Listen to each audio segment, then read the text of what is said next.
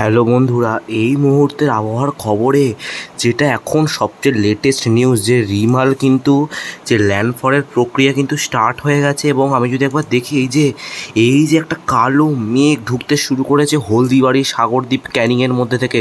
আমি যদি একটু রিপ্লে করি আপনারা দেখতেই পাবেন সুন্দরবনের মধ্যে দিয়ে একটি বিরাট আকারের দৈত্য ঢুকছে। দেখতেই পাচ্ছেন এই লাল একটা মেঘ, দেখুন দেখুন দেখুন এটা কীভাবে আস্তে আস্তে কলকাতার দিকে এগোচ্ছে।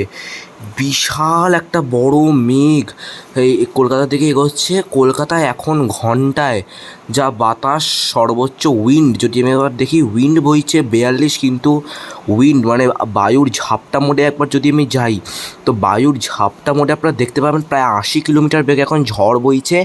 আমি যদি একটু ল্যান্ডফলের সময়টায় যাই, অর্থাৎ যদি আমি রাত্রির 1টা-1:30 নাগাদ যাই, তখন কলকাতার সর্বোচ্চ গতিবেগ থাকছে ঘন্টায় 100 কিলোমিটার। এবং উত্তর চব্বিশ পরগনা কিন্তু 120 কিলোমিটারের আশপাশে উত্তর চব্বিশ পরগনায় কিন্তু এই ঝড়টা হবে। আপনারা দেখতেই পাচ্ছেন 120 কিলোমিটার।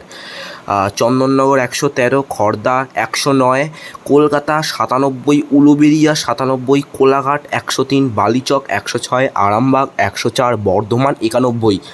মানে বিরাট এর যে এফেক্ট সেটা ব্যাপকভাবে পড়বে এবং আছড়ে পড়বে হচ্ছে আজকে, মানে অর্থাৎ রাত্রির 1টা নাগাদ, কি 3-4 ঘন্টা পরেই কিন্তু আছড়ে পড়বে এই ঘূর্ণিঝড়টা। অলরেডি ল্যান্ডফল প্রক্রিয়া স্টার্ট হয়ে গেছে ফ্রেজারগঞ্জে। কিন্তু যখন আছড়ে পড়বে ফ্রেজারগঞ্জ 118, মোংলা যেটা মানে বাংলাদেশের যেখানে আছড়ে ল্যান্ডফল হবে সেইখানে গতিবেগ 147 কিলোমিটার প্রতি ঘন্টা।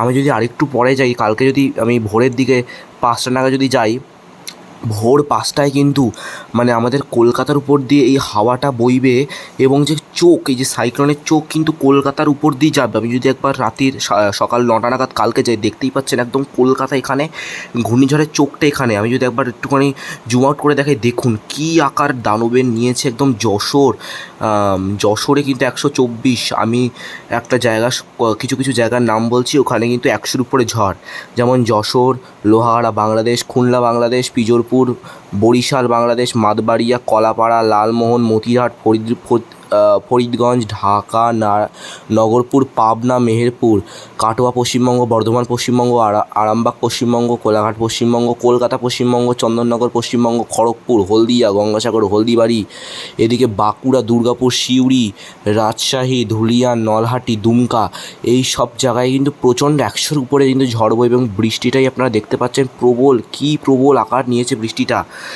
এই ঝড়টা কিন্তু কালকে 2টো নাগাদ আমি যদি একবার যাই, 2টো নাগাদ এই ঝড়টা আস্তে আস্তে উত্তর দিকে সরে যেতে থাকবে এবং উত্তর দিকে যখন সরে যাবে তখন তার গতিবেগ আরও বেড়ে যাবে, ঘন্টায় 130 কিলোমিটার হয়ে যাবে বাংলাদেশের ভেতরে।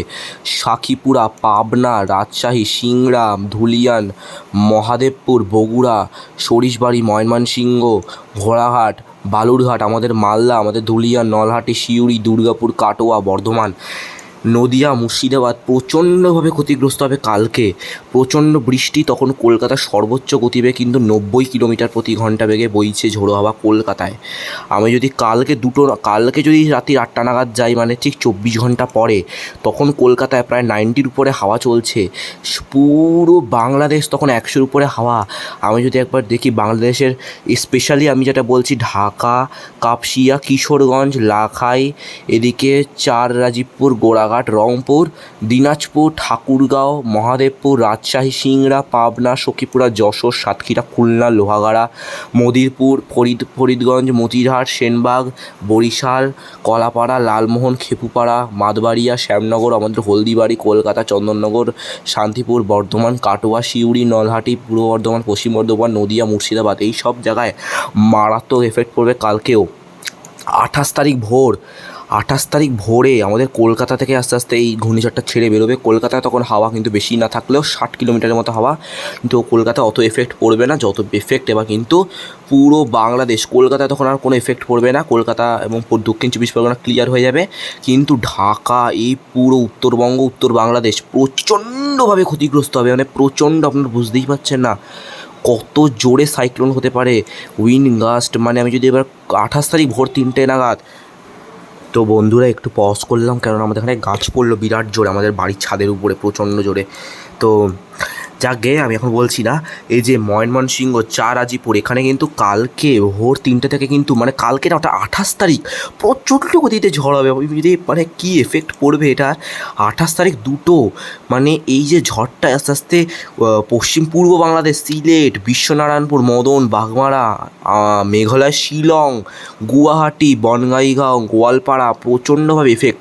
আমি যদি একবার দেখাই, দেখুন কীভাবে এফেক্ট, কোচবিহার, ডাঙ্গা, আমাদের ওই ভুটানের কি ড্রাম সেটে, বদিমলা, এই সব জায়গায় কিন্তু প্রচণ্ড ঝড় বৃষ্টি, এবং পুরো বাংলাদেশ জুড়ে ঝড় বৃষ্টি হবে 28 এবং 29। তো এটাই ছিল ঘূর্ণিঝড়ের আপডেট। আমি যদি আরেকবার স্যাটেলাইটে যাই, আপনারা দেখতেই পাচ্ছেন কি মহা একটা মেঘ চলে আসছে আমাদের দক্ষিণবঙ্গে। আপনারা মানে কেউ যদি ওখানে থাকেন একটু কমেন্ট করবেন প্লিজ, যে এখন এখানে এই ঝড় বৃষ্টি হচ্ছে কিনা। আপনারা দেখতেই পাচ্ছেন কি একটা মেঘ ঢুকছে, দৈত্য।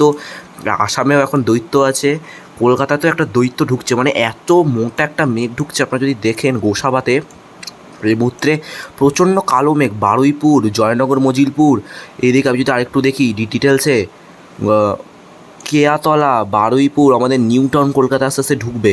তো এটাই ছিল ঘূর্ণিঝড়ের আপডেট। ল্যান্ডফলের প্রক্রিয়া স্টার্ট হয়ে গেছে, কিন্তু প্রচণ্ড গতিতে কিন্তু ঝড় বৃষ্টি হবে। তো আজকের জন্য ব্যাস এটুকুই। ভালো থাকবেন, সুস্থ থাকবেন, টাটা।